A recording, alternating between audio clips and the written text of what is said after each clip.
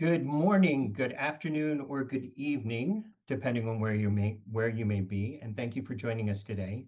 We're honored to have so many people joining us from so many different places for this very important conversation. My name is Jim Hur. I'm the director of the National Center for the Preservation of Democracy here at the Japanese American National Museum. Before we begin the program, I'd like to just kind of go over a few quick housekeeping notes and items so that everybody knows how to participate in today's webinar. First of all, the Zoom chat function at the bottom of your screen will not be available for chat, but we will be sending messages, links, and other information that you can find in the chat. We also will be using the Q&A function. So if you'd like to ask a question, please use the Q&A function, but we do ask that you limit the interaction there to questions, no comments, but just questions to make sure that this discussion stays focused. Our Democracy Center staff will be looking at the Q&A box throughout the program. And while panelists will be able to watch it, they won't be watching it directly so that they can maintain the conversation. So we will review the questions, we will group similar ones together and share them with our speakers and with our moderator as time allows. We may not be able to get to questions or to every question, but we will do our best to try and address as many as possible. A link to the recording of today's webinar will be made available in the coming days and will be shared with all registrants. We thank you for being here as part of this important conversation and thank you for engagement in this topic. Across the country, National Park Service sites are being turned into battlegrounds over what version of America's story gets told. New government-mandated QR codes invite visitors to report unpatriotic portrayals of history, threatening to censor the very truths that so many communities have fought for decades to have recognized. Who gets to decide what is patriotic? What happens when the truth about injustice is erased or never told at all? Through our discussion today, our distinguished panelists will look at the politicization of public memory, the dangers of historical erasure, how communities can resist censorship and protect truth while telling the full story of America as essential for democracy. Speaking of panelists, you will find biographies of our panelists to gain a better and deeper understanding of the experience they bring to this conversation in a link that is being shared in the chat just momentarily. For now, it is my pleasure to introduce our moderator for tonight's conversation, Dana Heatherton, who is the chairperson of the Japanese American Confinement Sites Consortium and the co-chair of the National Japanese American Memorial Foundation. Dana, over to you and welcome. Thanks, Jim, and welcome everyone. Thank you so much for joining us tonight. We're going to have an honest conversation. I'm really thrilled to have an incredible group of panelists to talk about this really important topic because I think many of you are coming here for answers. The rate of erasure that is happening to our history is so fast, it's so rampant, and I think many people feel lost right now. Many people are searching for answers. What can we do? What's at stake? And why does it still matter to speak up? But I want to remind everyone that this is not the first time in history that people have been silenced. And every time this has happened, people have resisted. And we are here tonight to learn from those who continue that fight. So I'm really thrilled to introduce you to this extraordinary panel of leaders from across the country. First, I'd like to introduce Anne Burroughs, President and CEO of the Japanese American National Museum, which has boldly declared it will scrub nothing from history. Next, I'd like to introduce Dennis Arguelles from the National Parks Conservation Association. He is working on the front lines and quietly in the back to defend our sites under attack. Bruce Embrey, who has a long history of activism, co-chair of the Manzanar Committee, and his decades of activism reminds us that communities must often fight to keep memory alive. He is also kind of my wisdom that I go to when I think I'm not pushing hard enough. Bruce always says, "You can do more. You can do more." And last but not least, we are so thrilled to have Mark Segal, an activist and storyteller connected to Stonewall. He is the rebel in residence at the Stonewall National Monument Visitor Center. And he has an incredible perspective from his own personal connection to the Stonewall uprising and how his work so long ago is being reminded today and being actively removed through various erasure efforts by this government.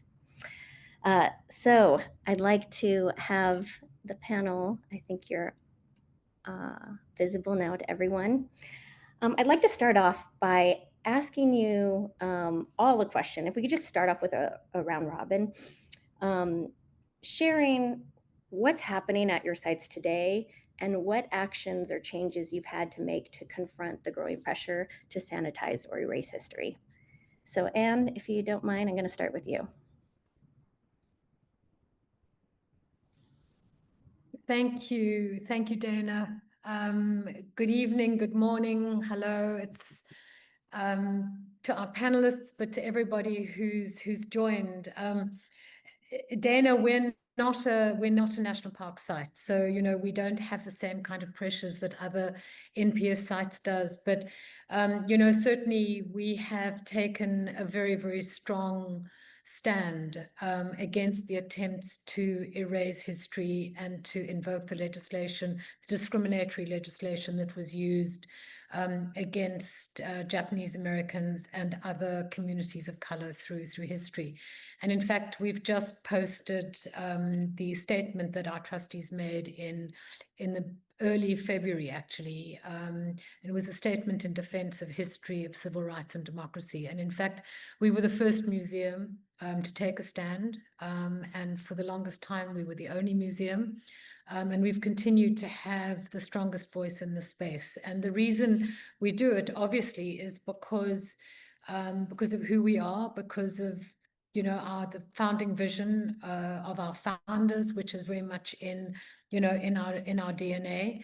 But we were founded as a place where history would be preserved, where justice would be remembered, and where future injustice would be prevented. And of course, seeing what's happened now, and certainly the statement or the direction that our trustees gave us, was very, very much a recognition that the distant threats of state-sanctioned exclusion have become immediate and very, very real.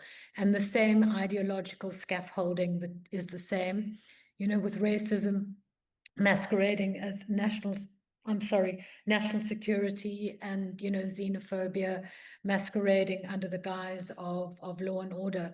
So for us, we've taken a very strong position, not just in our messaging, but also in our programming through the National Center for the Preservation of Democracy. We also had 75 armed and masked Customs and Border Patrol agents invading our plaza, our Norman Y. Mineta Democracy Plaza, which is for us is hallowed ground, because it's one of those civil rights, one of those ground zero points in the civil rights history of this country. But Dana, what I will say finally is that these are the reasons why we stand up, why we have to, why we have no choice. But also, nobody stood up for Japanese Americans in 1942. So we feel compelled to do the same for other communities, but also in the museum field, and also as a very, very strong statement and action against the erasure of history, because we understand that there's so many other sites and there's so many other museums that don't have the luxury to do this, that don't have the kind of trustees that we have, that have made this incredibly strong statement and taken the strong position. So we know that by us speaking out, we can provide cover, a certain amount of cover, because for many museums, even business as usual is an act of resistance. Thank you, Anne. And, it's not a one-size-fits-all approach. It's very honest of you to share what a privilege it is to speak up. Not everyone has the ability to do that. And many organizations are forcing themselves to rethink what advocacy looks like. And so I know in a normally functioning democracy, as Dennis Arguelles typically likes to say, the National Parks Conservation Association does lobbying work. But Dennis, I'd love for you to share what's happening at the NPCA today, and then how have you had to change as an organization to respond to this moment? Thanks, Dana, and appreciate the opportunity chat with you folks tonight. Just real quick for folks who aren't familiar with NPCA, we were founded about 105 years ago, shortly after the founding of the National Park Service, because the first Park Service director realized that we needed engaged public to make sure that our national park system was going to grow and thrive and become the important institution that it is today. What we're seeing right now is something that MPCA has not dealt with in the time that I've been here. I've been with MPCA for about 12 years. What's at risk is not just beautiful natural landscapes and important historical sites, but expressions of our collective memory as a people. Stories that, yes, highlight our accomplishments as Americans, but also highlight our failings and some of our darker chapters. And I think that's what makes national parks so unique, is they aren't just, again, historical or cultural places. They are places that we learn from. They are, the essence of democracy. They help create transparency. They help us understand the failings of our past so we can become a better democracy in the future. And what we're seeing right now is an attempt to basically erase that. And, I can a little later could get into, what we can do to push back. But, make no mistake, this is an existential crisis for our national parks. It's going to require all of us coming together, working to make sure we protect them and they remain an integral part of our democracy. Thank you, Dennis, and thank you for all the work you've been doing at a national level. There's a site that's very near and dear to my heart, Manzanar, where my family was incarcerated. Bruce Embrey, who is following in the steps of his mother, who helped make it, who started the Manzanar pilgrimage, is dealing with this head on with QR codes today. Bruce, would you mind sharing a little bit about what's happening there and how you are all being activated to respond to this moment? Well, first, I'd like to thank Anne and the board of JANM for being such a shining light in this really dark moment. I think the no, we will not scrub anything became a meme. I know that, and it was I felt personally, and I know many people felt relieved and empowered by JANM's strong stance and Bill Fujioka's wonderful comments to the press. And I want to agree with Dennis too that these sites, the national parks, really are an expression of our democratic and cultural institutions. They are not just an important educational place, but as when we return to Manzanar, or some of us who were not incarcerated, but those who were, when they returned to Manzanar, there's obviously mixed feelings and emotional reactions. And I think that also happens, though, with many of the descendants and many people who are not even Japanese American. When they return to these sites, there's a sense that they are, like Anne said about the courtyard, hallowed ground. And all of these sites, Manzanar, I think, is one example. But I know this applies to many of the national park sites, particularly the sites of conscience. I know it applies to Stonewall for sure. They were created because of the impacted communities demanded they be created. The Manzanar National Historic Site took 10 years to craft after the legislation was passed in 1992. It didn't open until 2004. So these sites, and obviously after decades of pilgrimages, community-led pilgrimages. So the fact that these sites are now under attack by our government, I think, is, we take it personally, but I think it's also a really clear example of the attempt by the Trump administration to attack our educational and cultural institutions to further their white nationalist authoritarian agenda. And that's why I think these sites and this fight over these sites has become such an important struggle and such an important battleground. Thank you, Bruce. Last but not least, Mark, I'd love to hear what's happening out there, and maybe share a little bit about your reaction when the website was scrubbed of important history. First off, I want to say how humbled and honored I am to be here and to cap off what some of our other guests have said tonight. Independence Hall is a historic site. Selma is a historic site. Manzanar is a historic site. Stonewall is a historic site. At each of those locations, we all, or part of our citizens, fought for their dignity. And the current government has decided that they've tried to scrub some of us away. Stonewall, for me, is a place where I became visible. Growing up in Philadelphia, a city 90 miles from New York, at 13, I tried to find out who I was, and I went to the library, and there were only 5 books. I learned that, let's see, I was mentally deranged, I was a criminal, morally corrupt, and was unemployable, and would probably either end up in an institution or jail. That was what was available about gay people in American libraries when I was 13 years old. So at 18, I quickly went to New York where I understood there were real live homosexuals. Um, so I moved there, got off the subway on 4th Street the first night I was there, and went looking for what I hope would be people like me. There were no neon signs saying this way to the neighborhood, but eventually I found Christopher Street, and that became my home. And I began to realize that there were other people like me and other people like me who thought, why were we invisible? And why did society treat us like this? On June 28th, 1969, like many other nights, we went into Stonewall. We went into Stonewall because literally it was the only place in New York where LGBT people could dance together. A city of 6 million people. It was the only place we could say we were gay and order a drink, because in New York City, if you served a known homosexual a drink, you would lose your liquor license. We were all having a lovely time. The lights blinked. All of a sudden, the police came barging through the doors, banging people up against the wall, taking bottles from the bar, throwing them against people, yelling everything you could possibly think of at us. It was terrifying. My first reaction was, gee, let's call the police.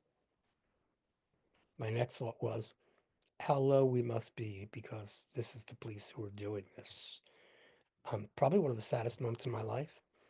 But then the brightest light of my life, I guess, was when we got outside. Because outside, for the first time in 2,000 years, we started fighting back. The police who had incarcerated us in New York City, we incarcerated them in that bar.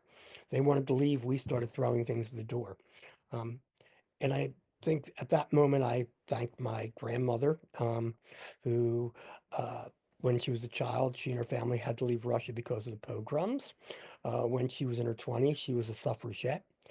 And again, when I was 13, she took me to my first civil rights demonstration. And I think she is the reason that at that moment, in my head, I was saying, Black people are organizing, women are organizing, Latinos are organizing. What about us? Um, and so my friend Marty Robinson came over to me, handed me a piece of chalk, and said, "Write on the streets and ground, tomorrow night Stonewall." That's when I became an activist. I didn't even know what an activist was. Um, but for the last 56 years, we've been organizing. And when the government decided to take our visibility away at our hallowed ground, Stonewall, it was time to fight back again. And so how do we fight back? Well, I'm proud to say, be places with like-minded people like we are tonight. We're going to talk about that. We're going to see what we could do.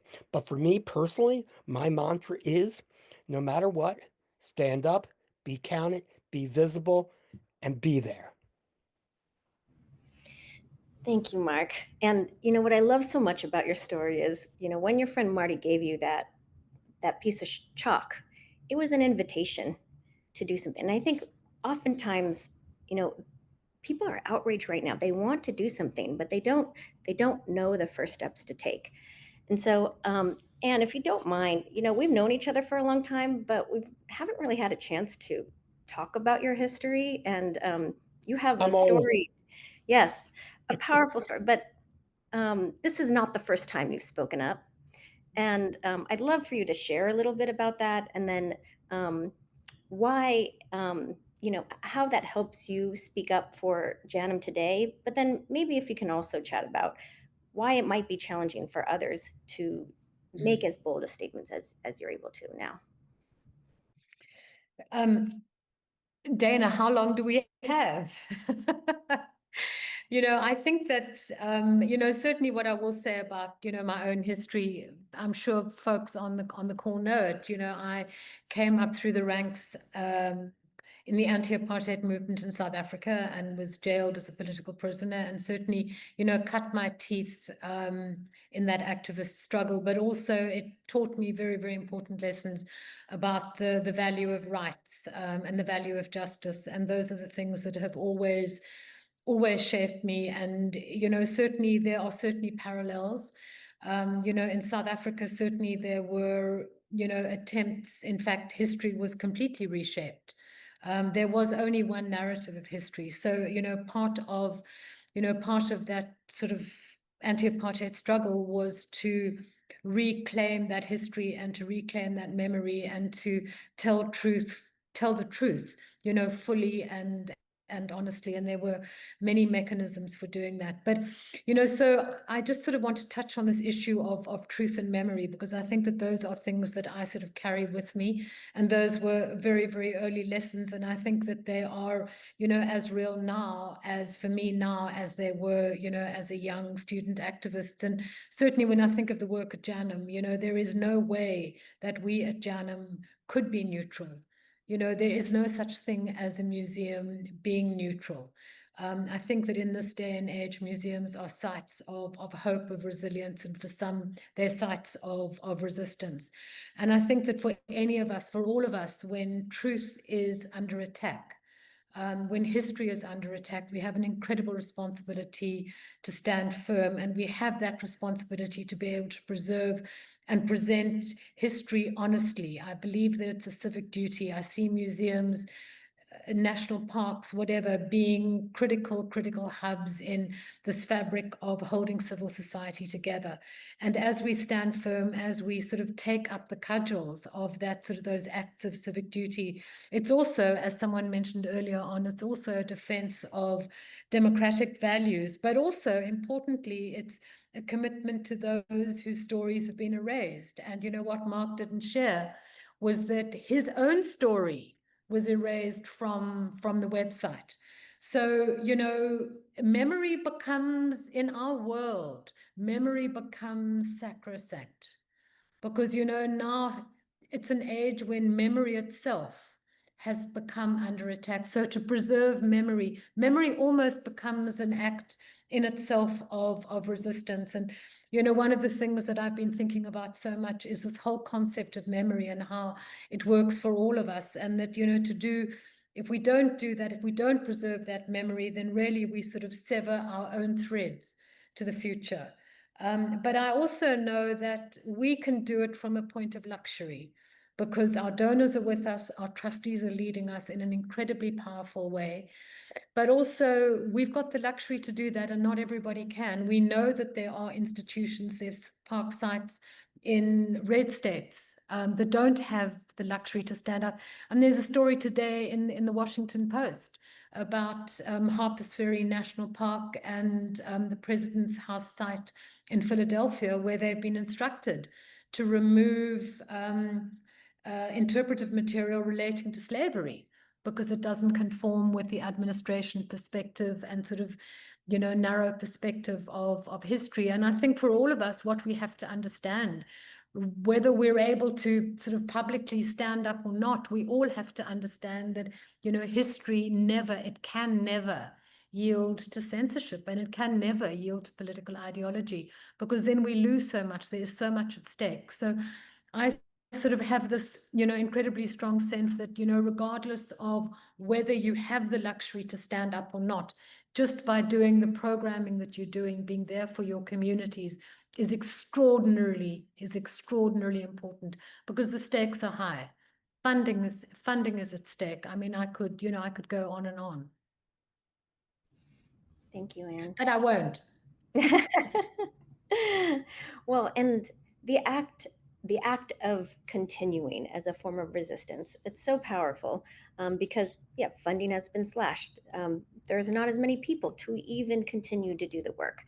And so one of the roles that I see really hard is, Dennis, what you're dealing with at NPCA, because while it seems like disparate efforts, conservation, environmental conservation, and cultural memory, but you're in this position where you're bringing two somewhat disparate groups together. These are often treated as separate fights, and so I'm wondering how you and the NPCA is thinking about building alliances in this landscape. Yeah, thanks for that, Dana. Sure, they can be disparate kind of fights and struggles, but they have a common enemy right now. They have an administration and its allies that wants to erase history, wants to erase any references to climate change. And so the enemy, at least, is the same. And so bring people together, at least against that target, I think is a little easier. And you asked me earlier about, well, what are we doing? I know it's difficult to think about traditional political activism in a time when, yes, we're not in a traditional functioning democracy. But during the reconciliation legislation that was going through Congress earlier in the summer, there were efforts to basically wholesale sell off public lands, transfer them, dispose of them one way or another. And that was stopped because a handful of Republicans were willing to stand up and say no to that. And so engaging folks who live in Republican districts, if you have any way to do that, a small handful of activists can play a powerful role. I've seen that happen in terms of, affecting the vote of an elected official, possibly having them at least absent for a vote or something along the lines that, that helps us in one way or another. And so that traditional activism, that traditional political engagement is important. But again, we're in very different times. We're in very distressing times right now. And so I think there's other things we need to do. One is, the Park Service is under siege. It's almost untenable to work there right now. There are many good people who are trying to hang on there. We've lost so many in the just since January, 25% of the staff of the Park Service are gone. And that's on top of 20% decline since 2010. So if you think about it, we're operating with about half the staff the Park Service had 15 years ago or so. And this administration isn't, the erasure of history is the most obvious kind of attempt to try to change the narrative and portray an American heritage, a narrow view of American heritage. But they're also doing so many other things that are basically trying to destroy these institutions through 1,000 cuts. Cutting budgets, again, making it untenable for them to work there, forcing people to retire. These are all, things that are going to have long-term implications. Even if we're able to reverse them right away, we've had a tremendous brain drain at the Park Service, and so that's something that we need to be concerned about. And that's why at this time I think it's also important to support those institutions that are alternatives to the Park Service. The JANMs, the Manzanar committees that are protecting this history, that are telling this history, and have the ability to continue telling these stories at a time when we are unsure about the ability of our federal institutions, our public institutions, to do that. And then finally, one of the things that we did as NPCA with many of you here was hold a day of action last month, where thousands of people across the country stood up and to protect our parks. Possibly thousands of people just across the Japanese American incarceration sites that we worked with. And I think creating that kind of community at this time is critical. And building that community, there was some talk about, folks who are stakeholders for other sites, supporters of other sites that face the same kind of threat. People working in the civil rights community, people working in the indigenous communities. We need to kind of make sure we kind of build those alliances. And we know that, we outnumber them. If the whole effort to set up the QR codes and the signs at the national parks to collect information that this administration hoped would give it some ammunition in its attempt to rewrite history, completely backfired. The American public, it was clear, was behind its national parks, did not want history to be changed, wanted these stories to continue being told, wanted more stories like this to be told, and more importantly, wanted to make sure that we were increasing funding to our parks and increasing staffing for our parks, and not not reducing them at this time. So I think coming together, as Americans, there's a lot we can do. I have a lot of faith that we're going to do that, and that's, I think, where we're trying to put more energies as MPCA. Thanks, Dennis. It really, none of these sites can do it alone. And a National Day of Action that occurred last month, I think, showed the power of uniting. But Bruce, I wanted you to chat a little bit more because, Manzanar is in the middle of nowhere. It's in the middle of nowhere. And if you're looking at strictly from a budgetary standpoint, I could see the government saying, okay, well, what are the most visited sites? And they could provide rationale, based off of visitor count. How are you thinking about your defensive strategy if it purely comes down to a numbers game? How are you thinking about coalition building? And is any of this hearkening back to work that you've done in your earlier activism? Yeah, I think that's a really important point. I want to just lift up what Dennis was saying about death by 1,000 cuts. Manzanar, and then what you said, Dan, about the visitor numbers. Budgets are wholly dependent upon the number of visitors that attend these parks, right? So even though they're free in many instances, they still budget based upon visitation. And Manzanar now is open 4 days a week. And I know for a fact, I've been there when there's only 2 people staffing the visitor center and the front desk, and it's not tenable. And so I think that's why I think what Dennis raised is so important to really lift up. I think in terms of coalition building and Manzanar is a bit of a unique site.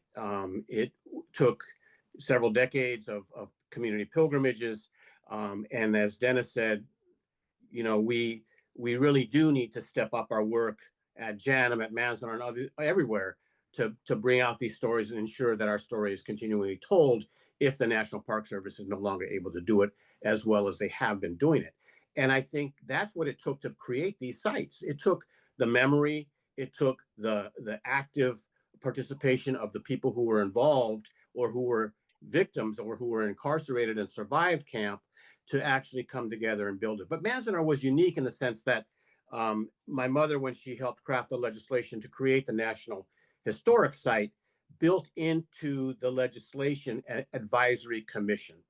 So the Congress created a Manzanar Advisory Commission, and it was not just Japanese Americans. My mother was the inaugural chair, and there were a number of survivors from camp, obviously, on that commission, but it also included 2 voices from the Paiute and Shoshone people in the Valley. And that was really key because creating Manzanar required winning the support of the people who lived in the area. And the decisive, most important people, the most important voices from that valley were the Paiute and the Shoshone. So Richard Stewart and Vernon Miller sat on that commission for 10 years and helped create the Manzanar National Historic Site narrative. So when they want to silence Manzanar, they're not just silencing our voice.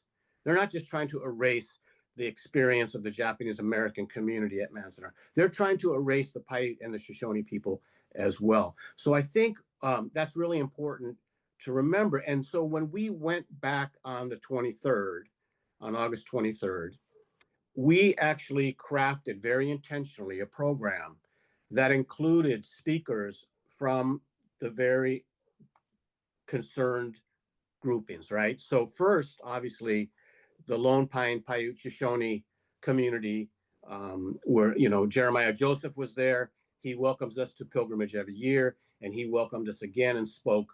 We had representatives from the Bishop Paiute tribe, Noah Williams, who is a particular water activist fighting for the control of their water and their resources.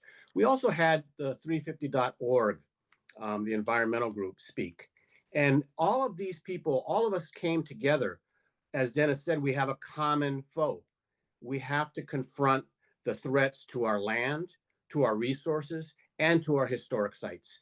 And that's what we did on the 23rd. And we also, I think, importantly, and this played out in all of our days of actions, we centered the question of immigrant rights and immigration.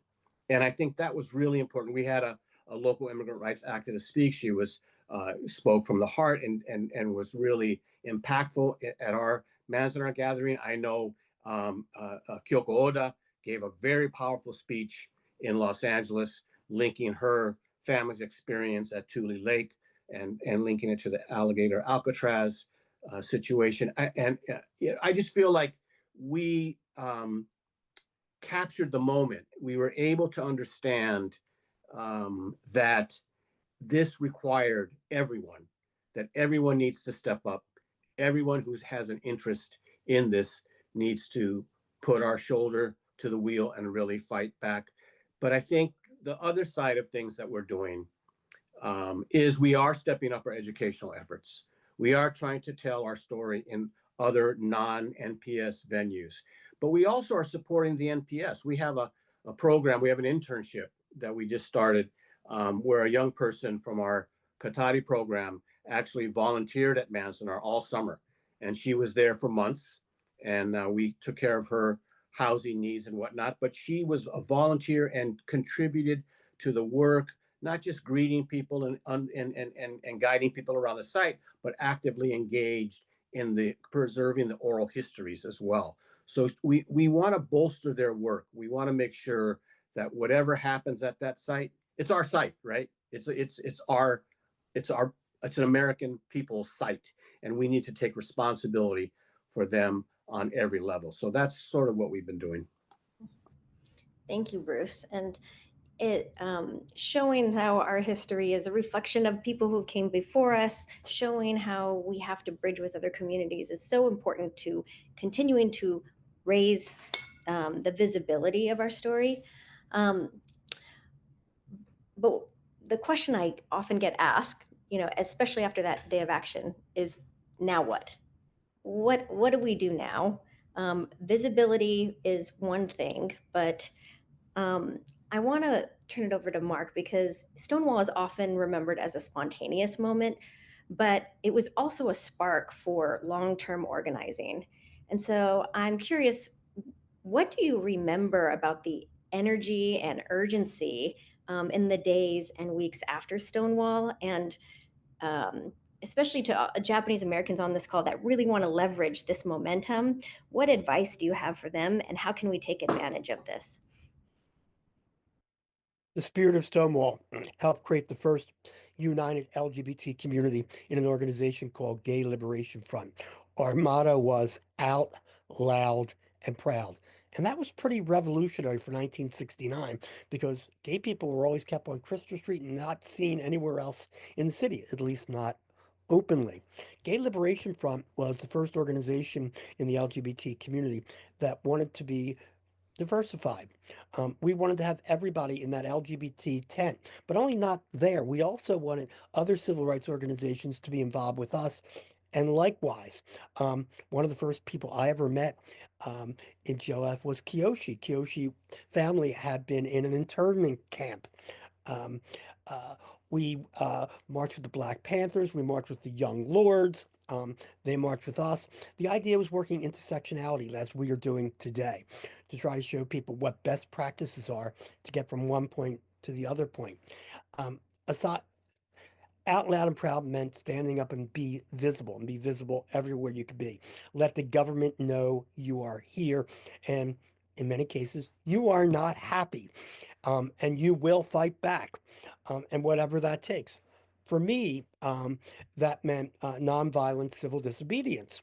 And the reason I've been erased was because I handcuffed myself inside Independence Hall, and the government decided that shouldn't be shown. But it's an important reason. The reason we did that was we had no visibility. And the only way that we could get to the general public was through media. Media at that time had laws that excluded stories about gay people. I had to disrupt TV stations or networks in order for our story to be told there. I think, again, it is time for us to begin to wonder, when do we become creative and do civil disobedience? Civil disobedience, by the way, in my book, always should be somewhat comical or humorous and joyful. We could be joyous warriors. There's no reason we can't be. And when I look at where we are today, I look at my 56-year history, and in that 56 years, I cannot count on how many times I went to jail, or better yet, how many backlashes there have been, and what a better place we were when we came out of the other end of that backlash. And I promise you that if we stand up today, be counted, we will be in a better place in the future. I love this idea of joyous warriors. And now I'm actually curious of others in the group. Are there particular moments of activism or visibility that you felt were particularly profound or effective? I'm just going to open it up to the group because I'm personally curious.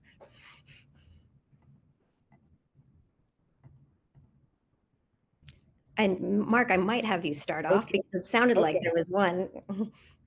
Oh, there are many. Let's see. I, at one time, handcuffed myself to the city Christmas tree, and when the press asked me what I was doing, I said I was the Christmas fairy. Let's see.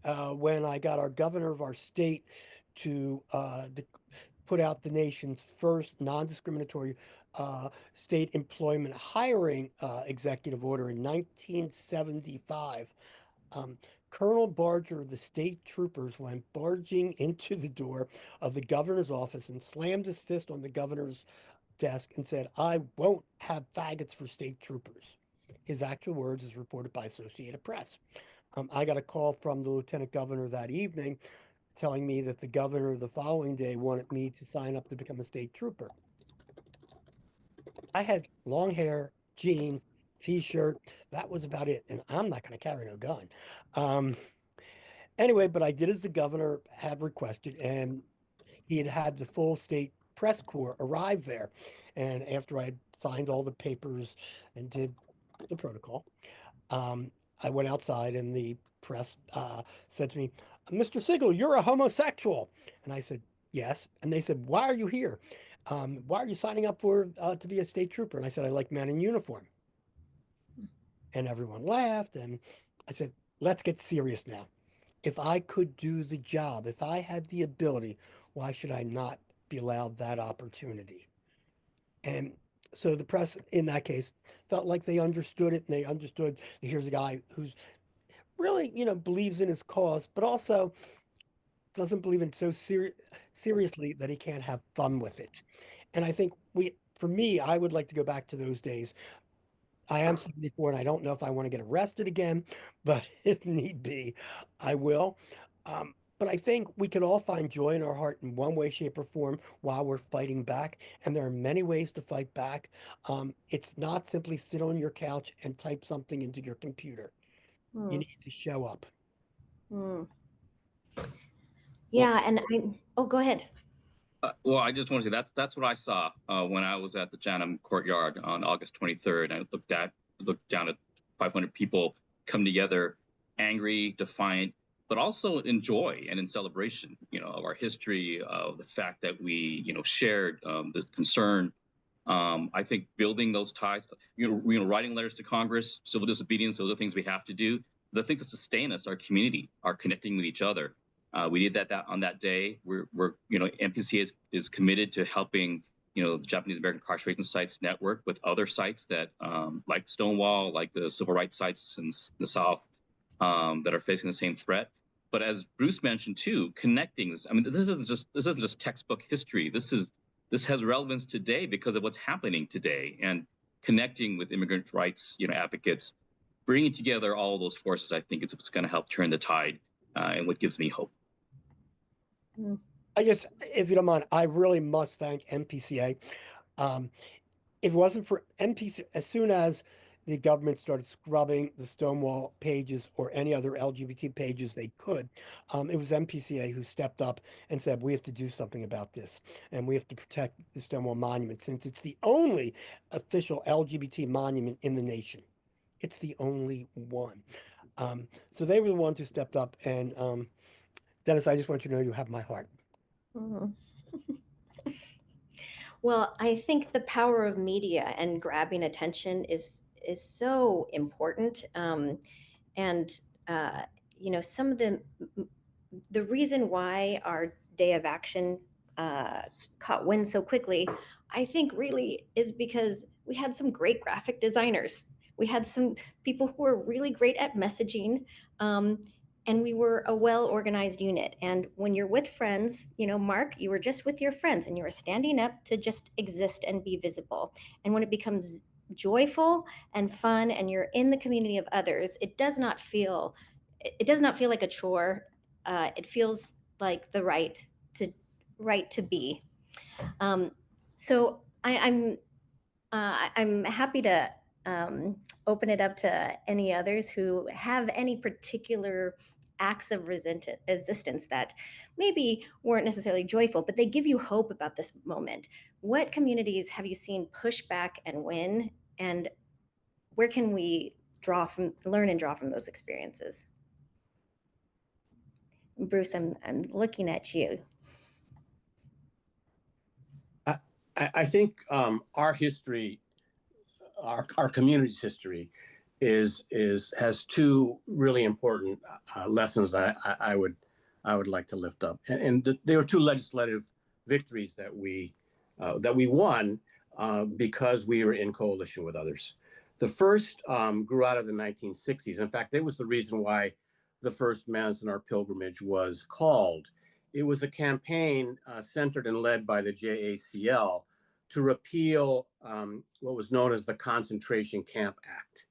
That was Title II of a Cold War McCarthyite law called the McCarran-Walter Act.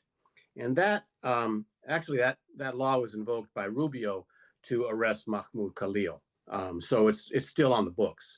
But the Title II of it was called the Concentration Camp Act, which allowed the Department of Justice to open 6 concentration camp sites, one of which included was Tule Lake, by the way. So and this law was patterned after what happened to our community in World War II. And in any case, there was a campaign launched against it, centered by the JCL and by some of the same people that went on to form the Manzanar Committee. And it was defeated. It was actually scrubbed from the books, led by Senator Onoe and Spark Matsunaga.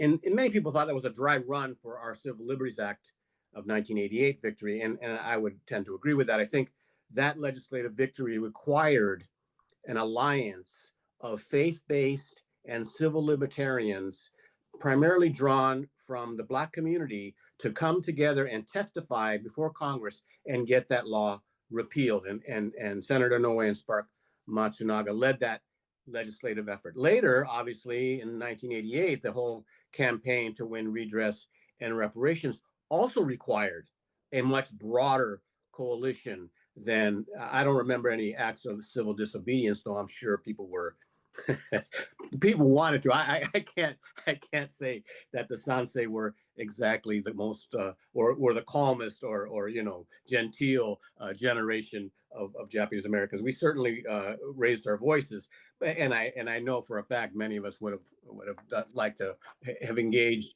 in more than just lobbying. Though we did lobby very well, and I think that was also a broad-based coalition, again, led largely by the Congressional Black Caucus.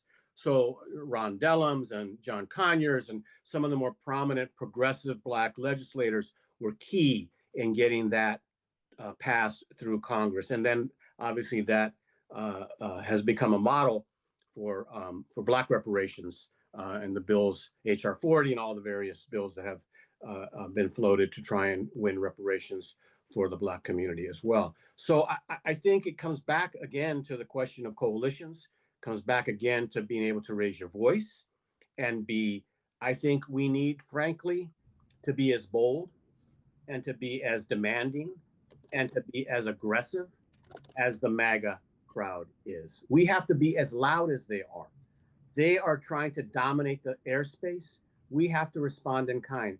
We have a message. We have a history that directly contradicts their white supremacist ideology, which is precisely why they want to erase our history and precisely why they want to shutter these sites. And I think we need to be as bold and we need to be as loud as they are in every possible venue, whether it's legislative, whether that's the community, and we have to engage the broader community. The way this turns out really largely depends on who, as I believe Dennis said, gets to tell the narrative, gets to really tell the truth, as Ann said, about America's formation. And telling the truth will undercut every single one of their white supremacist ideas. Anne, do you have a follow-up? I do. I think that this whole notion of collaboration is incredibly important, and certainly for organizations within the Japanese American community and many within the NPS family. Collaboration is sort of part of the DNA. But I think also Bruce, I hear you about being loud and standing up and bold, but we also have to understand that not everybody can do that. What I think, I'm not discounting it by any means, because I think that there are, certain people that can do that, certain organizations that can do that. But I do think one of the reasons why we were ultimately so successful in the liberation struggle in South Africa was because there was such an incredibly broad coalition. We didn't all necessarily have, we didn't all share the same missions, but we shared the same values, and we built consensus around, and we took a pragmatic approach.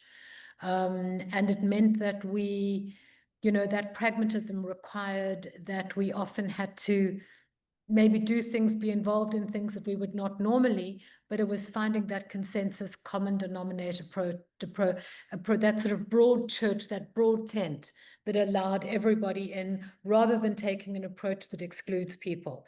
And for me, that's a critical organizing principle, and it's the one that invariably succeeds. We may not all appreciate what the victories are, or what the ultimate victory is. In fact, no, we will all appreciate what the ultimate victory is. We may not all easily adopt the tactics, but I think it's finding that approach that we can all, that kind of common denominator, pragmatic approach that we can all unify behind. It's finding that single voice, that common voice. What is that thing that unites all of us, and how do we mobilize around that? Well, that's the final question. How do we do that? How do we start building coalitions today? What does that look like in practice? Where do we go from here? You can talk personally from your own organization, in terms of the museum world, NPCA, Stonewall, Manzanar. Where do we go from here? What are our next steps? Dennis, I'll start with you. What is NPCA focused on? Well, like I said, we are the advocate for the national parks, but the parks are only protected as long as there's engaged public, and that's what we're trying to do, is engage the public, mobilize folks in those Republican districts, those swing districts where it can make a difference. Again, we've seen it happen. And again, those Republicans didn't take those positions because they were necessarily on the right side of history. It is because they felt political pressure to do so. So we're continuing that work. But like I said earlier, supporting those institutions that are doing the good work right now, while we're fighting over what's happening at the federal level, like JANM and like Manzanar Committee, and then, as was stated earlier, building coalitions, building a movement around this, finding engagement from multiple sectors. Again, I think we can't ignore, as Bruce brought up, the fact that Alcatraz, the treatment of immigrants today is directly connected to some of this history, and the connections there, I think, are obvious. And yeah, the African American community is facing the erasure of or attempts to make slavery look less bad, and of course, historically have led these struggles. And so I think there's a lot of different communities we can connect with, a lot of sectors that we can engage. And I think that's what we need to do in this next period of time. Bruce, you want to touch on what's next? Well, I wish I knew. and had all the answers. I agree with you, Ann. I think we have to build the broadest possible coalition focused on the most important pressing issues of the day. And I think, to me, that would mean defending our basic democratic rights. And I think that defending the most basic democratic rights of all people is going to require a coalition of the willing, but also I think very broadly, as we see the Trump agenda playing out, it's impacting many people that wouldn't naturally be our first knock on the door, right? Or first phone call. So what we're doing in the Valley, obviously we're starting with those that we've known and worked with for many years, the Paiute and Shoshone people of the Valley we've been working with for decades. And they're winning land back, and we've been helping, agitating along those lines for decades as well, supporting land back for decades. And I think that's the beginning, but we're also engaging the business community and those that are directly impacted. When we were there for pilgrimage, we had nearly 3,000 people at the last Manzanar pilgrimage, right? 2,800 was the NPS count. And that has a big impact on these little towns, right? So, they're tourist-driven economies. And when 3,000 people roll through Lone Pine, that's a big deal. So they're concerned. The business people, the chambers of commerce are concerned. The local museums in Independence are concerned. If Manzanar closes or even is reduced, it will have a direct impact on the local economy. That was one of the selling points my mother made to the political people, elected officials in the area. This will boost your economy, she told them. And it did. And they know it. They see it. And they all express concern. So I think we have to broaden out. We have to enlarge the tent. And we have to focus in on what we think are the most important issues. And to me, that is fundamentally the defense of our democratic institutions and of our democracy. Thank you, Bruce. And real quickly, what's happening in the museum community and what's JANM up to next? Well, as I said, for some museums, it's business as usual because that's all that they're able to do. But I think that there is also a very growing recognition that museums are essentially the hubs of community, and they also they still remain the most trusted institutions in the country. So there's an enormous sense of obligation and responsibility, I think. I'm beginning to see more of museums wanting to organize together. Not so much some want to organize together. There's talk about, class actions to, guard against the erasure of history. But I think even more than that, it's now also about sharing resources. What's your strategy? Increasingly, we're not I think there are 2 other museums that have had, either National Guard or ICE show up on their doorstep. So what do they do at times like that? How do we safeguard our staff? How do we think about protests and the risk, not just the physical risk to our buildings, but also, the risk to our staff. So those are all of the things that we're considering and thinking about. And then, of course, the rescission of funding, of awarded funding, that's also another very, very critical aspect, a critical way that they're going after history. So it's really sharing resources about how to fundraise differently, how to adjust your messages differently, and to be able to capitalize or leverage this context. But there's a lot of, I think that sort of time of fear and paralysis has passed, because that was really one of the silencing, that sort of self-censorship that we were seeing in the first 6 or 7 months of the administration. Well, I think those are incredible words to end on. Mark, I hope that we can have more joyous warriors come out of this and people are inspired and giving us lots of options. There's not one way to do this. And so I want to thank our incredible panelists, Anne, Burroughs, Bruce, Embrey, Mark, Segal, Dennis Arguelles, for sharing your wisdom and courage tonight. And a special thank you to the Democracy Center at JANM for hosting this important conversation. Jim, you have some parting words? Yes, thank you so much, Dana. Thank you for moderating this conversation. Thank you to everyone on the panel. I know this is the sad thing about Zoom is that if we were live and in person, you'd be getting a standing ovation right now. So if you're at home, just clap along with me. Thank you so much. As a reminder, we will have a post-event email going out when we have the video of the event that will be posted on our YouTube channel. So if you want to relive these wonderful moments and get some of these great ideas back, you'll be able to do that, as well as share that with your friends. If you know people that registered and weren't able to join the conversation today, they still will be able to access that recording as well. Thank you so much for joining us tonight.